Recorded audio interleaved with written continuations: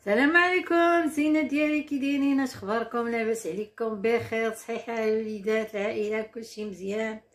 ايوا فين وصلتم مع التوجد ديال رمضان؟ كاين شي حلاويش باكيه، بريوات والحلاوي ومقروط وهداكشي كلشي اللي كنوجدو رمضان.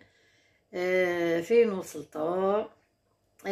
Les fidèles de la Chérifa, j'espère que vous allez bien et je vous salue et je vous passe le bonjour aussi et j'espère que tout va bien chez vous et que vos enfants aussi ils sont bien et qu'ils suivent bien leurs devoirs parce que l'école c'est très très important. فوالا البنات، شفتوها هي الجريدة ديالي؟ شفتوها هانتوما؟ شوفوها الربيع بقى خضر، العام كله هو خضر الربيع. شوف هذا الربيع هذا ما خسرش ليا هذا العام من عند الله. هذا الربيع بقى زوين زوين زوين بزاف بزاف. الجريدة ديالي ولكن مازال ما صوبتها، ولكن هذا الربيع قلت لكم ما كندير ليه لا مال حتى شي حاجه، بقى هكذا مزيان خضر. Aujourd'hui, on va préparer une recette. C'est une recette typiquement traditionnelle qu'on trouve au mois de Ramadan, au mois sacré. On trouve ce gâteau dressé sur notre table, bien sûr avec les harira, avec la chipakia, les crêpes à mille trous, tout ça, c'est obligé. On doit le voir dressé sur notre table. S'il n'y a pas ça, ça veut dire que notre iftar n'est pas complet. Voilà. اليوم غادي نديرو واحد الشيوه اللي كانوا يوجدوها في رمضان، كتكون مع شباكيه، الحريره، المغرين مسمن. دونك الا ما كيكونوش هاد الحوايج كلهم في الطبله عندنا الحريره ديالنا حنا طابله مغربيه، كتكون ناقصه هادشي، سورتو الحريره وشباكيه. بعدا الحريره وشباكيه مسمن، هادو اوبليجي غادي يكونوا. عاد كنزيدو مقروط، نزيدو بريوات، تمر، الكرموس تا هو تيكون زوين. هادشي اللي غادي نشوفو اليوم. غادي نصاوب معكم واحد الحلوه اللي غادي نطيبها في هاد الجميله هادي، يعني غادي نقليها فيها هاي بالزيت، نقليها بالزيت، ايوا نقليها بالزيت ياك.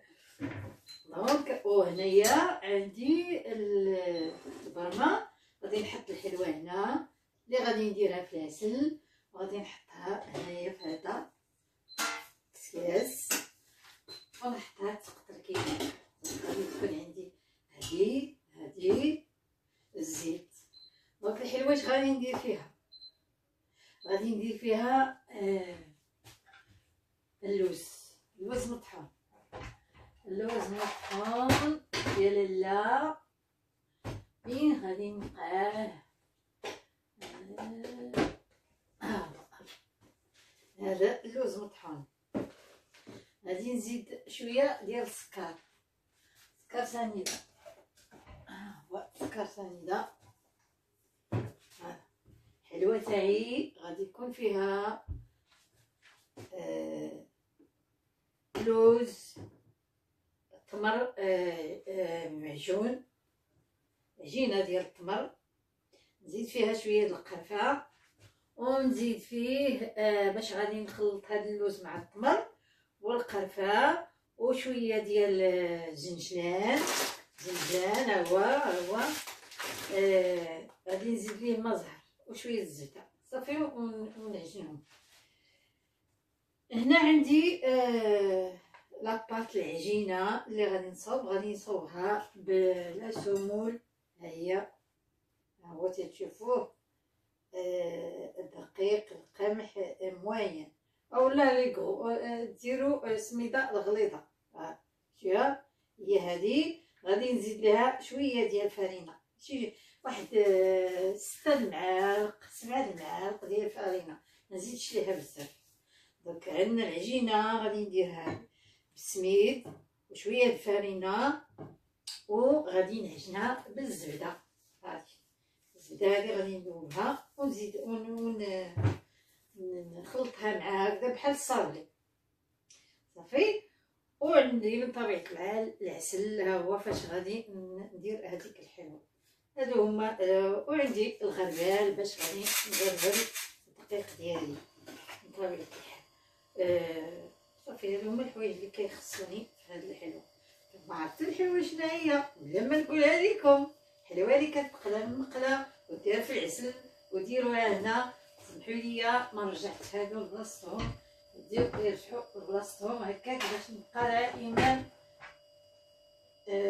مرتبة. هاد المسائل ديالي ماشي اليوم نيشان. Voilà, aujourd'hui on va préparer un gâteau qui sera composé de la semoule moyenne.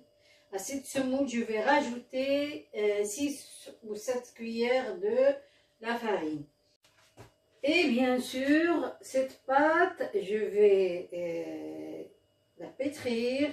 Je prends ma semoule que vous voyez ici et je vais rajouter les quelques cuillères de farine et je vais la sabler ou bien je vais la pétrir avec ce beurre là que je vais fondre. C'est avec du beurre fondu que je vais préparer cette pâte. Bien sûr, je rajoute une pincée de sel et 1 ou 2 cuillères de sucre en poudre et je vais la laisser reposer un petit moment. Après le petit moment que je vais la laisser, je vais la malaxer ou bien je vais rajouter de l'eau en 3 parties. Une première fois, je vais la malaxer avec de l'eau et la laisser reposer jusqu'à ce qu'elle absorbe l'eau la première fois. Disons par exemple, si je mets un verre d'eau par exemple, je mets un verre d'eau, je la laisse reposer. Un petit moment, un quart d'heure, une demi-heure, comme vous voulez. Après le quart d'heure passé, je vais encore la remalaxer avec le deuxième verre d'eau. Je malaxe ma pâte et je la laisse reposer une deuxième fois. Après, je reviens pour la troisième fois. Après que je l'ai laissé reposer une deuxième fois, je reviens la troisième fois et je vais la remalaxer encore avec un troisième verre d'eau et je la laisse reposer comme je veux. Il y en a qui la laissent une nuit, après le lendemain, ils travaillent sans gâteau. Ça dépend des personnes. Voilà, هادشي البنات، هاد العجينة اللي غادي نعجن عرفتوها بالدقيق القمح. نتوما عارفين هادشي وعارفين هادشي يعني بلا ما غاديش نقول لكم، ولكن قلت لكم الطريقه ديالي انا. غادي نشد هاد القمح هذا وغادي نزيد ليه هاد المعلقات ديال الفرينه وندير فيها شويه الملح ومعلقه ولا 2 معلقات ديال السكر سنيده، وغادي نصاب ليهم بالزبده ندوبها. يعني غادي ديك العجينه غادي نديرها بالزبده، ندخل فيها مزيان هذيك الزبده. بغيت نزيد ليها الزيت نزيد ليها الزيت، كل واحد واش كيدير. كاين اللي كيدير الزبده والزيت، كاين اللي كيدير غير الزبده بوحدها. من بعد غادي نخليها حتى تشرب ديك الزبده كلها، ومن بعد عاد غادي نرجع نعجنها بالماء. نعجنها بالماء على 3 المرات. المره الاولى مثلا ندير لها واحد الكاس الماء ونخليها حتى تشرب هذاك الماء مزيان. من بعد غنخليها واحد نص ساعه او ربع ساعه كيف ما بغيتي. من بعد نرجع نعاود نزيدها المره الجوجه كاس ديال الماء ونعاود نخليها هذاك الماء ونخليها تروبوزي، ونعاود نرجعها ثاني المره الثالثه ونخليها هذاك الماء ونخليها تروبوزي. دونك الا بغيت نستعملها هذيك الساعات نستعملها، او لما بغيتش نخليها واحد 4 سوايع ولا 3 سوايع ولا نخليها الليله كلها وهي كتشرب هذيك الزبده مع هذيك الماء، يتخليها مزيان باش تجي الحلوه هشيشه. هذا هو المضمون من هذه الطريقه اللي تندير انا والبنات كلهم. عرفتكم كتعرفوا ديروا الحلاوي شباكيه المقرط كلشي كتعرفوا ليه. يلا غادي تشوفوني حتى نعجن عجينه ونصبرها ونعدلها ونقادها، نشوفوا الحلوه ديالها لا شريفه.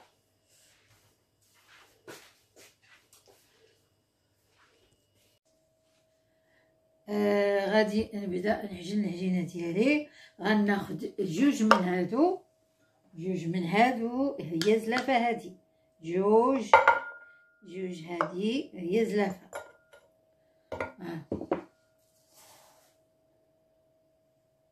وحده، جوج،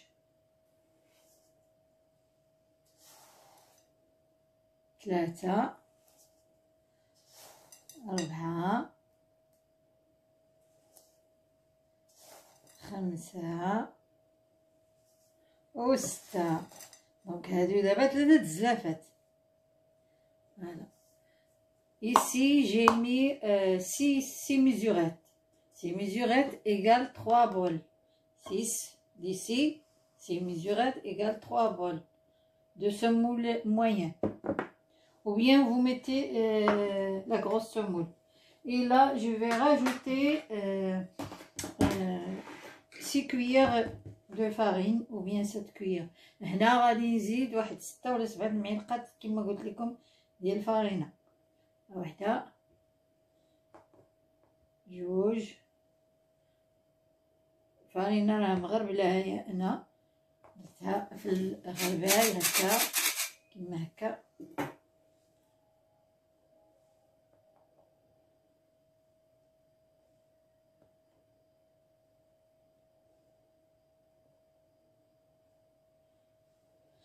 Voilà, la farine est faite. Bon, je vais rajouter du sel, un petit peu de sel, équivalent d'une pincée de sel. هنا زدت الملحة.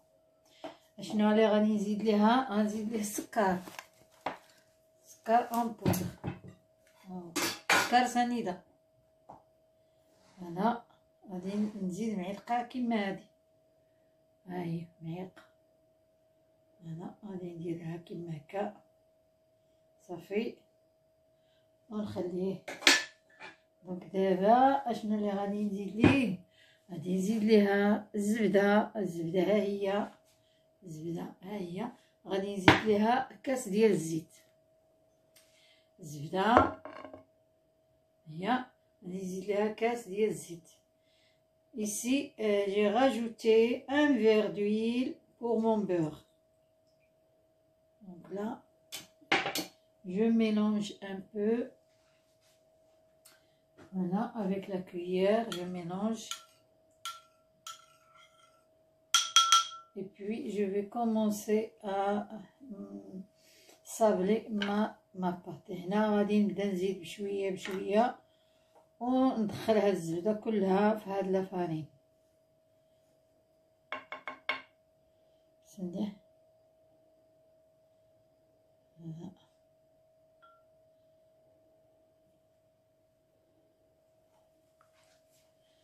ونحرك كيما هكا باش ندخل هاد الزبده كلها تدخل فارينه. Voilà, j'essaie de faire entrer le beurre dans la farine ou bien dans la semoule. Comme ça, ma pâte elle sera sablée. Voilà. Là, je suis en train de pétrir ma pâte. هنا البنات كنعجن العجينه ديالي غير بالزبده. نتوما عارفين كلشي هادشي ما نقول لكم، ولكن حنايا كنديرو معكم داكشي اللي كنديرو حنايا في الدار ديالنا وكيفاش نديرو الحلويات ديالنا. فوالا. من بعد غادي نبدا نحكها بيديا بشويه بشويه تندخل ليها هذيك الزيت كلشي وهذيك الزبده. هي كتبان ليا يعني كتخليها هاد الزبده.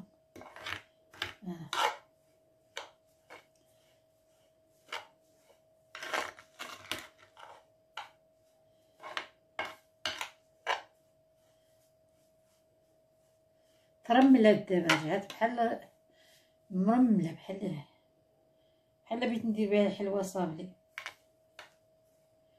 فوالا. خلي هادي هنا صافي وندخل ليها هادشي هاد الزبده مزيان نخدمها بيديا. بسم الله. تخليها مزيان. من بعد غادي نغطيها ونخليها قد اللي بغيت، نخليها ساعه، نخليها جوج، نخليها واحد 4 سوايع، او نخليها الليل كله حتى تخليها مزيانه الزبده. صافي تخليها مزيان. شوف فوالا دخلت ليها الزبده مزيان هي والزيت. Voilà, après que je malaxe cette pâte, ou bien je pétris cette pâte, ou bien la sabler si vous voulez, je vais la laisser ou bien 1 heure ou 2 heures, ou bien toute la nuit. Après je reviens pour la pétrir, ou bien lui rajouter de l'eau. Voilà. Elle est bien faite maintenant. دابا كنحس بلي السميده هذه كلها دخلت ليها الزبده والزيت، يعني تخليها مزيان مزيان، يعني كلها صافي رجعت رطبه بالزبده. انا غادي نغطيها ونخليها واحد شوف سا ديبون شحال غادي نخليها، يعني ما عرفتش ما عرفتش ما عرفتش. سمعوا لاله شريفه كدير لكم الحلوه تقول لكم ما عرفتش شحال غادي نخلي هاد الفرينه هنايا مع هاد الزبده.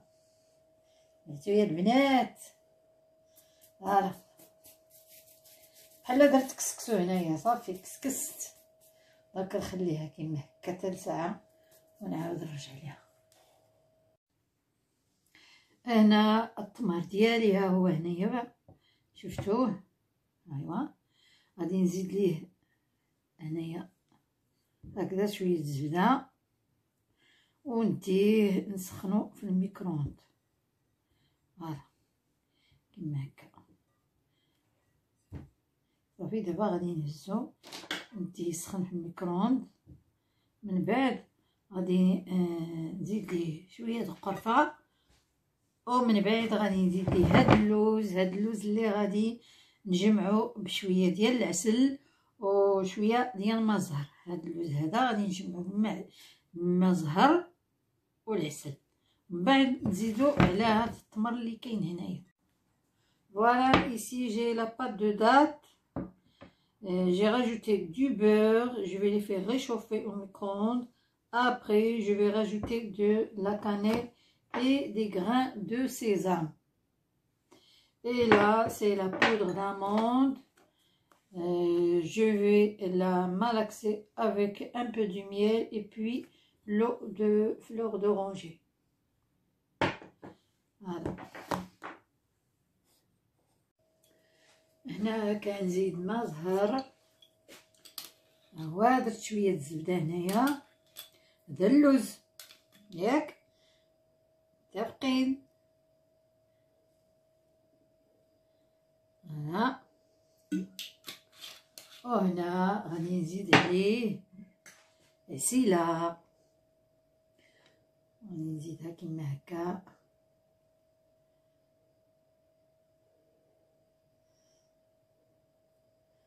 ونعاود عاوتاني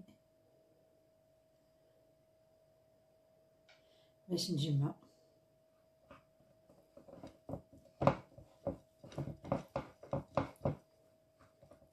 غادي نبقى هكذا حتى نجمعو.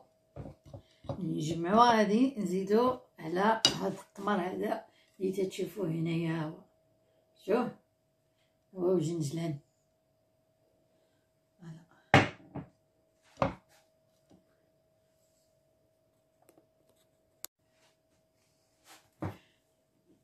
غادي نزيد هنا شويه تاع القرفه هنا كيما هكا.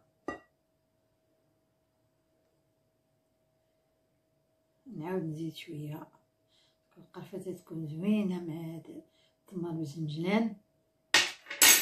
فوالا وهنا غادي نزيد ليه اللوز، ها هو اللوز اللي شفتوني زدت ليه ما زهر وزدت ليه العسل. ودابا غادي نجمعهم بجوج. هنا كيما هكا.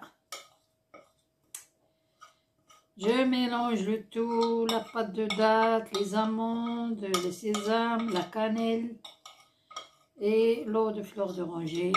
Et je vais former une pâte. Cette pâte, ce sera la farce de ma croûte. Voilà. Je vais essayer avec ça. Si ça peut mélanger. هكا غادي ندير البنات حتى نجمع كلشي هادشي، نخلطهم مزيان ونجمعهم وندير بهم واحد الخبيزه نتاع التمر مع اللوز. واحد الخبيزه تكون زوينه، وكاين ما نقول لكمش ما نشهيكمش، واحد الريحه زوينه زوينه كتخرج من هاد الجنجلان والتمر والمزهر يعني. وسختو انا هاد الجنجلان اللي شريت لي هاد المره هادي عجبني بزاف بزاف. علاش عجبني؟ لانه شريتو مقلي، جنجلان مقلي، الريحه تاع القليان ديالو زوينه زوينه عجيبه، ماشي مقلي في الزيت ولكن مقلي فوق من العافيه هكا. فوالا هكا اللي بغيت نقول لكم، عجبني بزاف بزاف، الريحه ديالو زوينه زوينه زوينه زوينه. دونك انا غادي نحيد هادشي كيما هكا. فوالا ونجمع هاد لاباط ونخليها حتى نصاوب العجينه ديالي. فوالا نديرها انا غير كيما هكا وغادي نسد عليها ونخليها.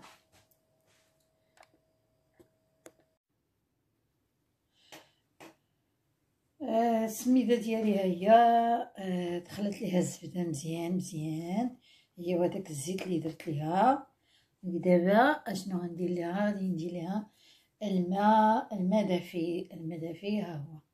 هادي جبت واحد الزلافه بحال هادي، راني درت فيها الماء وغادي نبدا نرشها كيما هكا، ولكن ما نعجنهاش بالماء، غير ندخل ليها الماء بحال هكا، غير بهاد الصباع ديالي هكا ندخل ليها الماء صافي. ندخليها هاد الزلافه د الماء ونخليها ترتاح. Voilà, après que j'ai laissé reposer ma pâte qui était sablée avec du beurre et de l'huile, là j'ai pris un bol comme ça, comme celui-là, et je suis en train de malaxer ma pâte que avec le bout des doigts. Je la pétris pas, mais je la malaxe avec mes doigts, c'est tout. Comme ça. Et je vais la laisser reposer jusqu'à ce qu'elle absorbe tout cette eau que j'ai mis. غادي نخليها ترتاح حتى تشرب هذا الماء كله هو. ابخي نرجع ندير لها المره جوج، وبخي ندير لها المره ثلاثه. دابا هادي المره الاولى وندير جوج وندير ثلاثه المرات صافي. Voilà, j'ai fait la première fois un bol, je vais refaire un deuxième bol et je la laisse reposer. Après je mets la troisième bol et ça y est, je ramasse ma pâte et je la laisse reposer comme je veux, 1 heure, 2 heures, 4 heures, une nuit, comme vous voulez.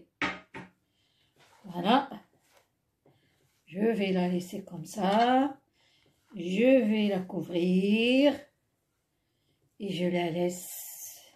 Et en attendant, moi je vais boire un café. هكذا البنات انا غادي نمشي نشرب واحد القهيوه، وغادي تشوفوني حتى غادي نشرب القهيوه ونجلس نرتاح ونرجع المجاج على القهيوه ديالي والبلاصه اللي كنقول لكم في الكوزينه عزيزه عليا، البلاصه نشرب فيها القهوه. غادي نشرب القهوه ديالي نرتاح ونرجع للمجال باش نرجع للمجال البنات. غادي ندير هادي، ندير هادي ديال الحليبه هي الاولى فوالا.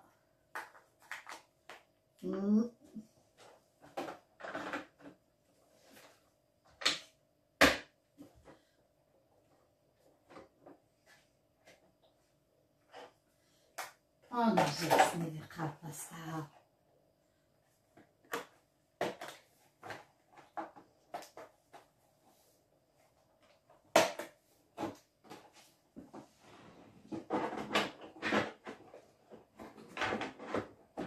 هادشي شفتوه معايا ملي درت معاكم هاد البلاصه، شفتوها. نقول لكم كنجلس كنرتاح كنحلم. مزيان الواحد يحلم مره يحلم بالحاجه واخا ما وصل ليهاش يحلم بها دابا انا الا بغيت نحلم كتجي لهنا، اولا كنمشي لهاديك البلاصه كنحلم. ملي كنفيق فين انا؟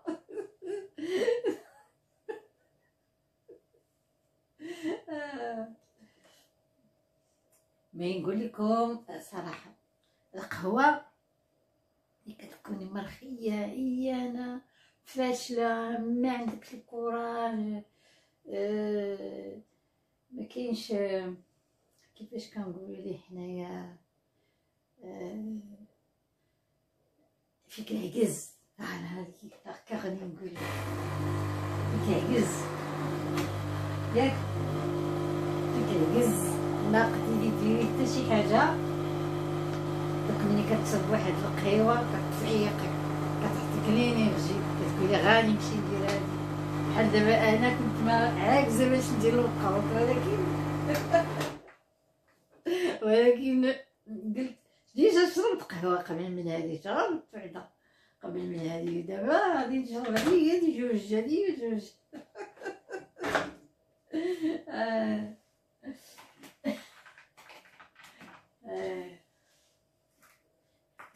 دابا علي غادي نرجع للمجاج.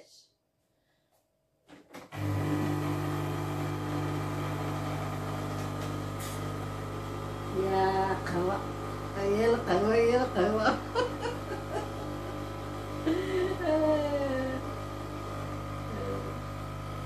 صافي بارك عليا. غادي نشوف دابا، غادي نشوف نتفرج شوية في اليوتيوب في الانستغرام.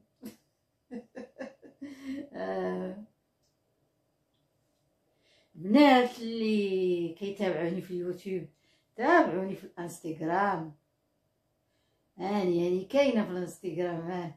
عندكم تقولوا انا ما كايناش في الانستغرام. هاني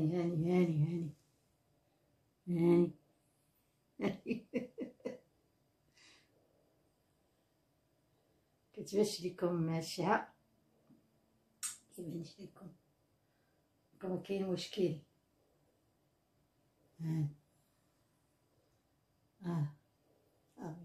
هكذا شفتوني دابا الشريفه.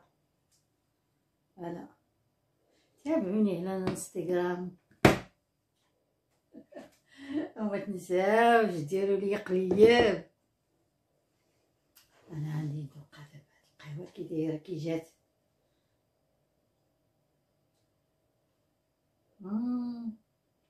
نقول لكم انا غنقول لكم واحد الحاجه، انا ما كنديرش السكر من زمان. شحال هادي غير انا بوحدي ما كنديروش، يعني ماشي شي حاجه. كاين انا السكر حيت انا غادي نعرف راسي، غادي بحال دابا هاد القهوه غادي ناخذ معاها شي حلوه. دونك انا ما كنديرش السكر لا في اتاي لا في القهوه. حين هنا غادي ناكل شي حلوه معاها في مثلا دابا ما غاديش ناكل معاها والو، غادي نشرب غير قهوه هكداك. كاين واحد القهوه تشهيتها لكم يا البنات، كتجلس كتشوف كتخمم اش بغيتي دير اش ما غادي دير.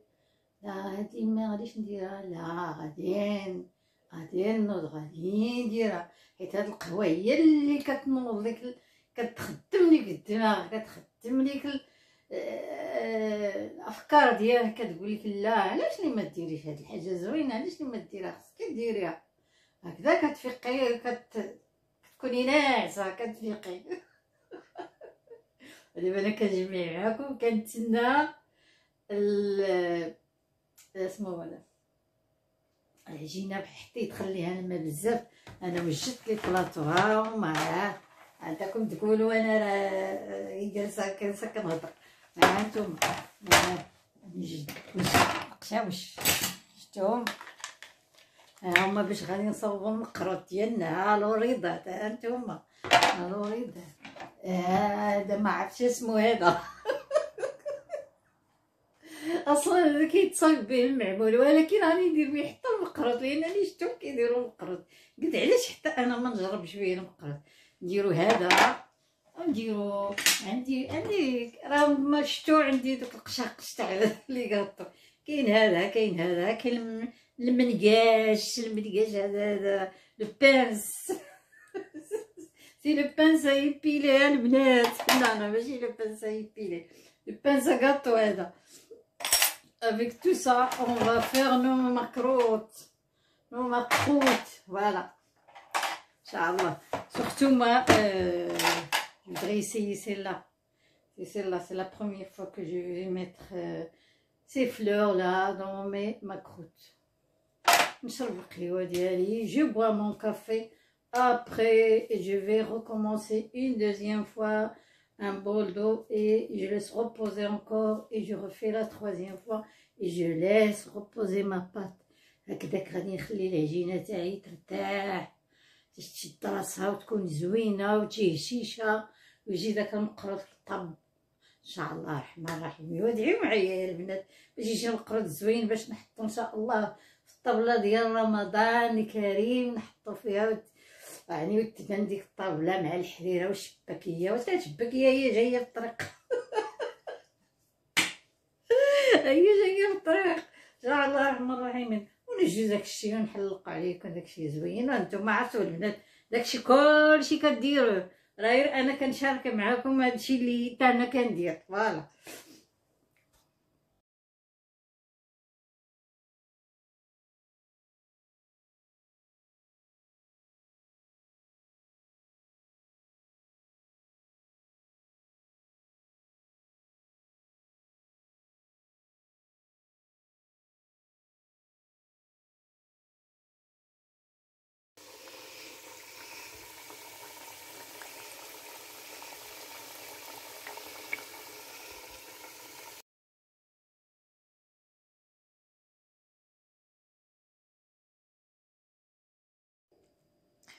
وانتم البنات ها المقروط ديالي كيفاش جا، شتوه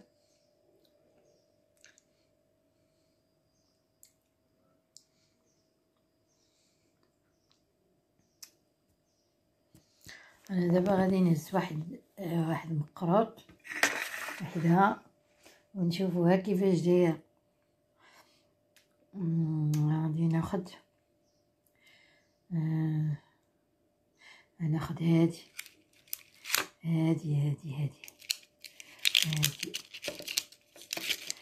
نشوفوها كيفاش دايره. شفتو مسله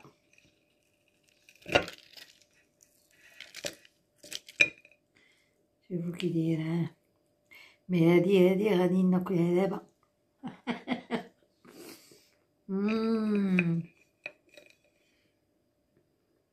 وزاد بنينه يا البنات.